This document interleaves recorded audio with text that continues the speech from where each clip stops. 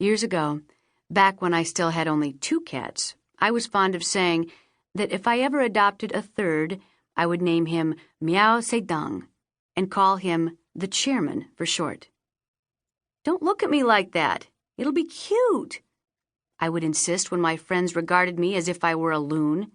Little Chairman Meow. The joke was twofold, the name itself, and also the idea that I would adopt a third cat.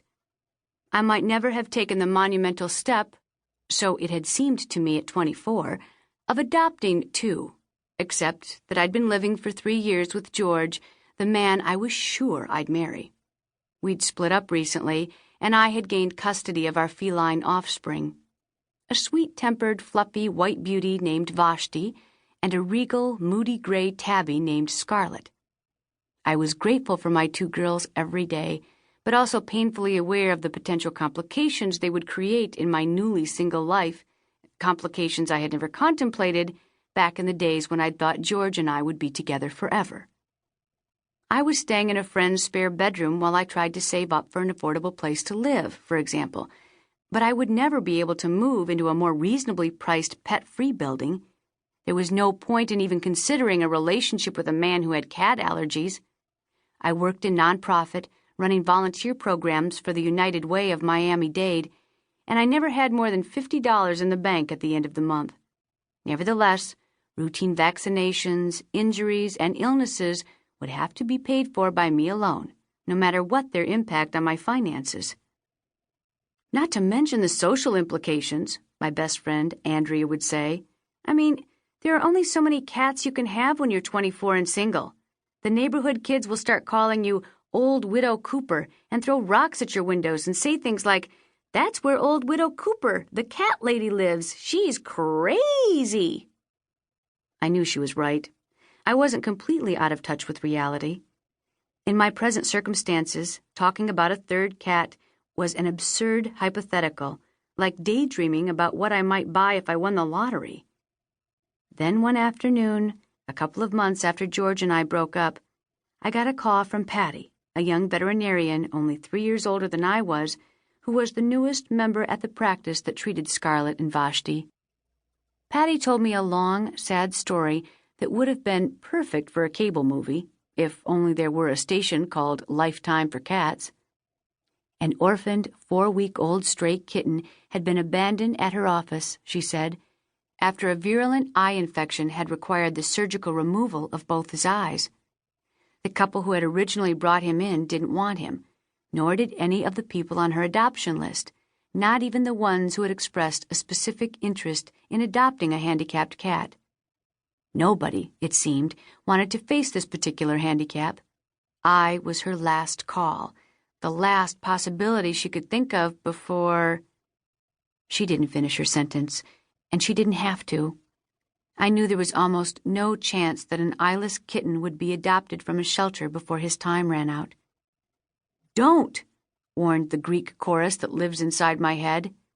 "Yes, it's sad, but honestly, you're in no position to do anything about it." I'd always been an obsessive reader, a passionate lover of books, and I knew the kind of power words had over me. Pitting me against words like blind, abandoned, unwanted, and orphan was like sending someone armed with a toy rifle into trench warfare. Still, I recognized the wisdom of my inner Greek chorus, even if I couldn't be as coolly analytical as it was. So I said, "I'll come in and meet him." I paused. "I'm not promising anything, though." I should note that, prior to this, I had never taken an "I'll meet him and we'll see" attitude when it came to pet adoption. It never occurred to me to meet the pet in question first to see if he was special or whether there was some sort of unique bond between us. My philosophy when it came to pets was much like that of having children. You got what you got, and you loved them unconditionally regardless of whatever their personalities or flaws turned out to be. While I was growing up, my family adopted or fostered numerous dogs, almost all of whom were strays or had been abused in their previous homes. We had had dogs who couldn't be housebroken, dogs who chewed up carpeting and wallpaper, dogs who dug compulsively under fences, or who even occasionally snapped when they were startled. My cats, Scarlet and Vashti, had been adopted a year apart from acquaintances who had found them as 6-week-old kittens, mange-ridden, half-starved, and covered in fleas and sores, wandering the streets of Miami. I'd committed to them sight unseen. The first time I'd met them had been the day they'd come to live with me. So I felt more than a little dishonest driving down to my vet's office the following afternoon.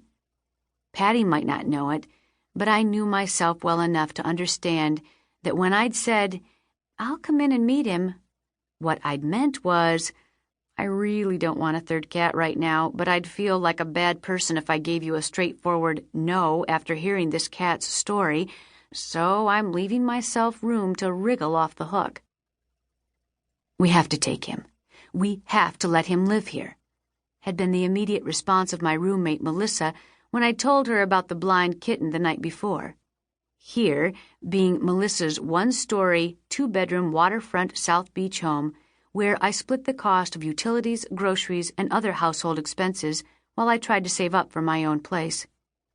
But Melissa was beautiful and an heiress, and the everyday obstacles that appeared insurmountable to me at this juncture in my life weren't even blips on her radar screen.